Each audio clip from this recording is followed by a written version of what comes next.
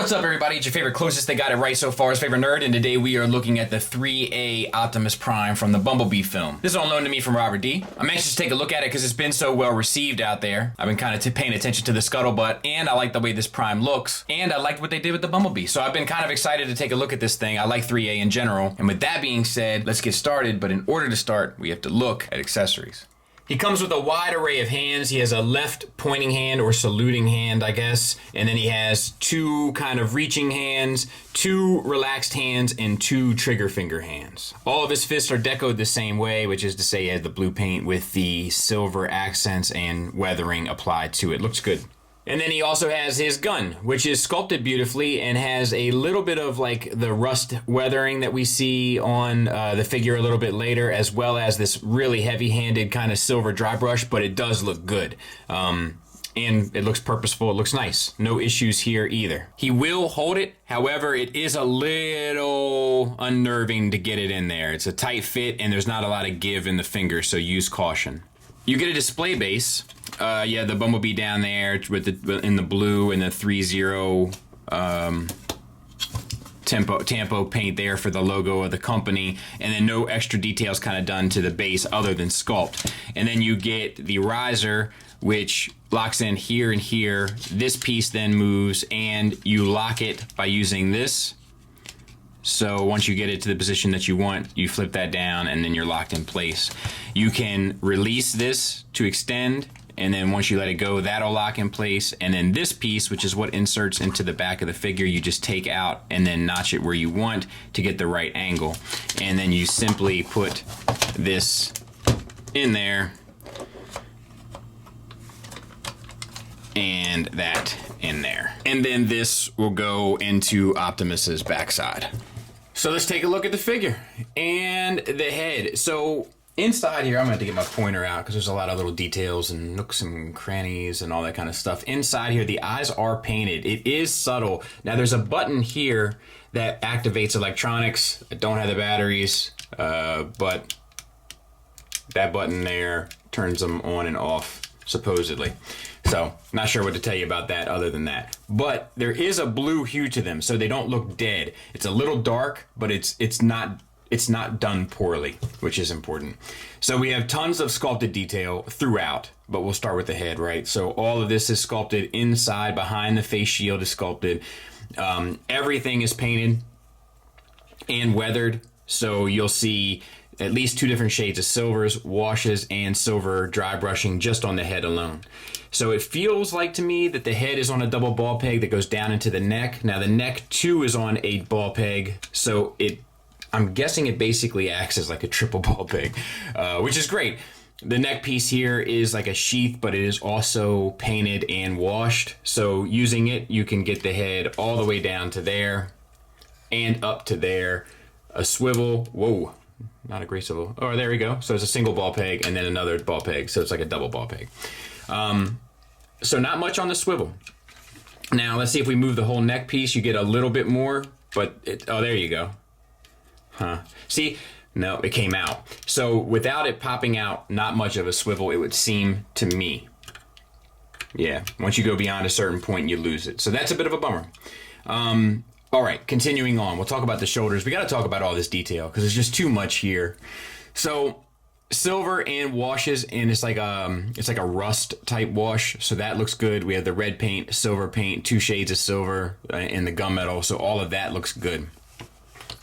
The arms, you have a universal here at the base of the shoulder. This shoulder armor is also on a hinge that will move around it. So utilizing that, you can get the arm out to 90 degrees. The same socket that controls the butterfly joint will also rotate upward to allow you to get even more range up on the shoulders as a FYI as well. And around. There's also a butterfly joint where this piston is that swings out at a pin here. So that's nice as well. You have this white here that has two different types of weathering on it. As far as the red, we have the two different types as well. The kind of silver wear and tear around the edges, and then this kind of stain stuff here. All of it's done beautifully, and the white Autobot symbol is tampoed on. Looks like here we have washes and sculpted detail, and the smokestack will move a little bit as well.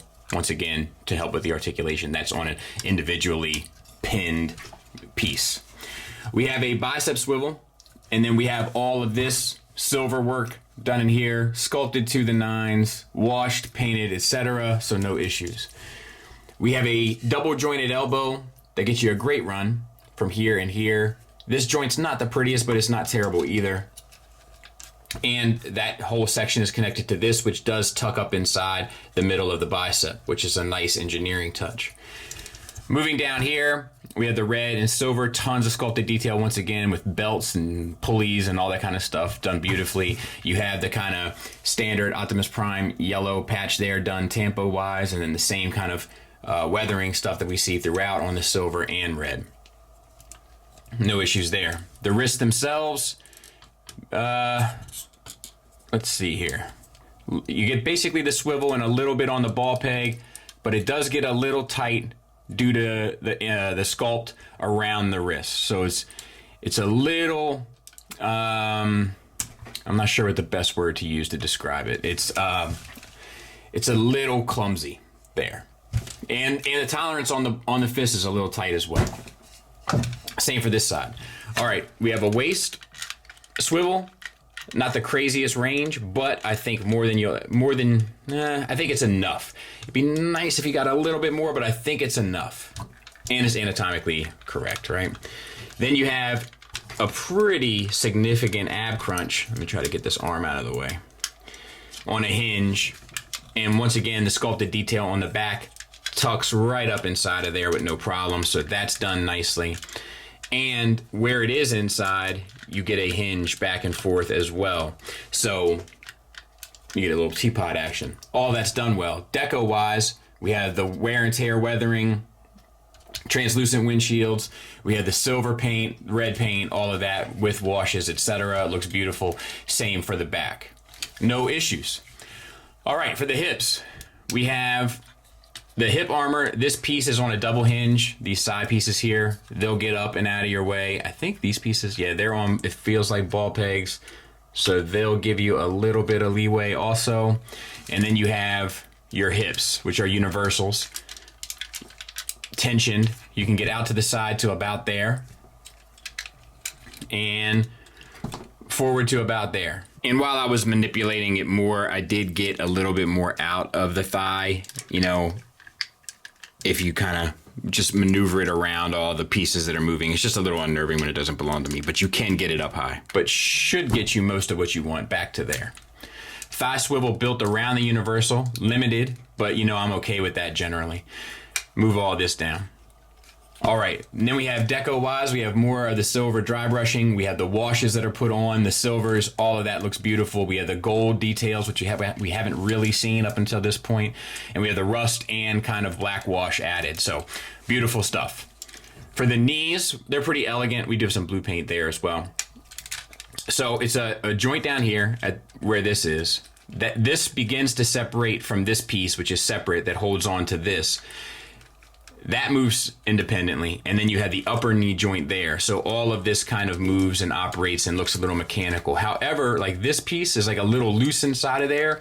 It doesn't feel as smooth as we see in some of the other offerings, but it works beautifully and it looks great. So let's see if this is the same. Yeah, this one's built a lot better. There's no real give on this one, which is nice. And then you have the same sort of details. The tires actually have some like wear and tear on the treads, which I like. We don't see that often, but it's a nice touch. You know, it looks like it's been on the road, so I dig that. The ankles, you get a little bit of a swivel, so that will help also with the limited thigh swivel. So no issues there. And then you have an ankle tilt up. You have an ankle tilt down, a little limited, and you have a pretty great rocker. And then the bottom of the feet are sculpted and painted, and you have the little 3A or 3.0, whatever they go by these days, template there, which looks nice. So all in all, pretty well done. Size comparison wise, there it is next to the Magic Square Prime, so quite a bit bigger. Also makes it look a little silly, to be honest, looking at them side by side, but there they are. And there it is next to a 1/6 scale figure. And the reason why I show this is because I want to illustrate it'll look pretty good in a DTOF. Now that's utilizing the flight stand and kind of get him kind of jumping, because like as tall as he is, he's not very wide, so he still has to kind of occupy that space. I think if you had him and B together, you'd be set. But you know, I'm not a big fan of Transformers in DTOFs generally speaking, but this is one where I think it would make sense. It looks good, it looks purposeful, it occupies the space, and it presents well.